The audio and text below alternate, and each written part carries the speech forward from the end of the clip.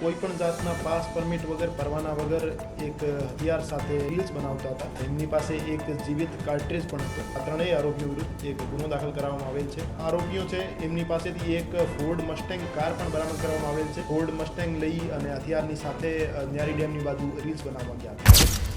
ગઈકાલે રાજકોટ શહેર એસઓજીની ટીમ પેટ્રોલિંગમાં હતી. તે દરમિયાન રાજકોટ ન્યારી ડેમ મેન રોડની બાજુમાં જાહેરમાં ધોમિલ અમિતભાઈ ઠાકોર રહેવાસી અમદાવાદ અને આદિત્યસિંહ દિલીપસિંહ રાઠોડ રહેવાસી ગાંધીનગર તથા એક અન્ય બાળકિશોર એ કોઈપણ જાતના પાસ પરમિટ વગર પરવાના વગર એક હથિયાર સાથે રીલ્સ બનાવતા હતા અને એમની પાસે એક જીવિત કાર્ટ્રેજ પણ હતો. તો એ બાબતે રાજકોટ શહેર એસઓજી દ્વારા ડીસીબી પોલીસ સ્ટેશનમાં આ ત્રણેય આરોપીઓ વિરુદ્ધ એક ગુનો દાખલ કરાવવામાં આવેલ છે. એ ગુનો આર્મ્સ એક્ટની કલમ 25(1)(b)(a) 29 અને જીપી એક્ટની કલમ 135 અને બીએનએસની કલમ 223 મુજબ દાખલ કરવામાં આવેલ છે. આ જે આરોપીઓ છે એમાંથી બે જે આરોપીઓ છે એ મેજર છે, એના વિરુદ્ધ અમે એફઆઈઆર નામજોગ દાખલ કરી છે અને એક કાયદાના સંઘર્ષમાં આવેલ બાળકિશોર છે એમની વિરુદ્ધ જે એક્ટ છે એ મુજબ કાર્યવાહી કરવામાં આવશે.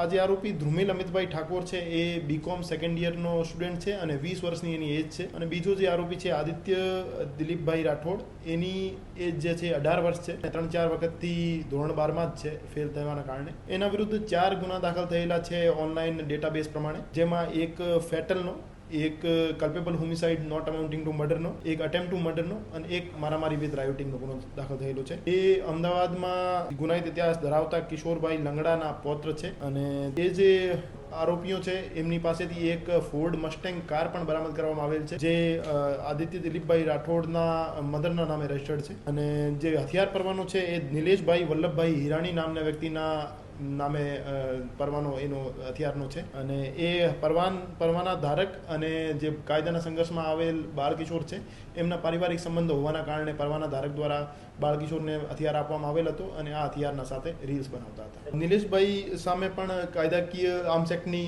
જે કલમો છે એમની વિરુદ્ધ કાર્યવાહી થશે અને એનો હથિયાર પરવાનો રદ કરવાની પણ કાર્યવાહી કરવામાં આવશે. હું તમામ હથિયાર પરવાના ધારક જે વ્યક્તિઓ છે એને અપીલ કરવા માંગુ છું કે એ પોતાનો હથિયાર સાચવીને રાખે, એમની પાસે જ રાખે. એ કોઈ પણ એવા વ્યક્તિ જે ગેરજિમ્મેદારાના હરકતો કરે છે એને કોઈ પણ પરિસ્થિતિમાં હથિયાર પોતાનો અથવા એનો પરવાનો ટ્રાન્સફર ના કરે, હેન્ડઓવર ના કરે.